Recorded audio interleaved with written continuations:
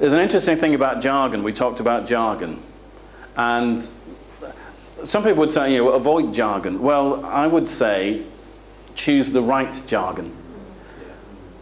When I was talking earlier, I used, as you say, some acronyms. Well, jargon's a sort of shorthand, isn't it? If you're with a group who understand that jargon, it's a way of actually showing rapport with the group. I used the example recently. I was talking to a group of accountants. Now, I used to work with a lot of accountants, and I know the terminology that they use. They talk about billing hours and non-chargeable time. They talk about clients and fee recovery and things like this. There are terms they use. Now, I would make sure that I use those terms with that group. That's jargon. The jargon is a shorthand. It shows that you're part of their group.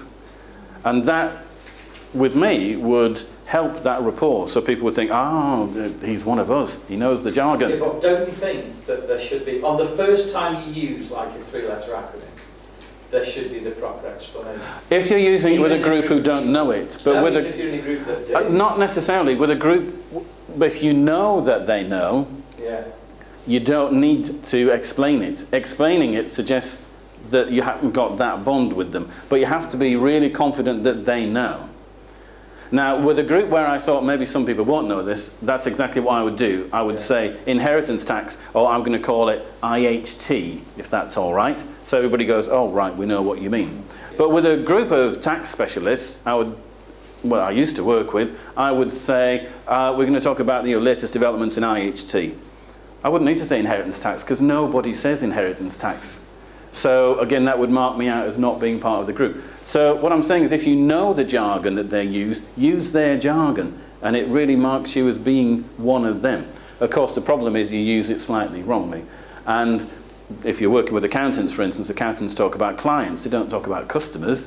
So if you're doing some training with accountants and you talk about, oh, your customers, they'd think, it's like sticking a little pin in them that make them go, no, that's not right. The other big thing... branches instead of offices and stuff like that. Yes, that sort of thing. And one of the other things that they do, accountants work in partnerships.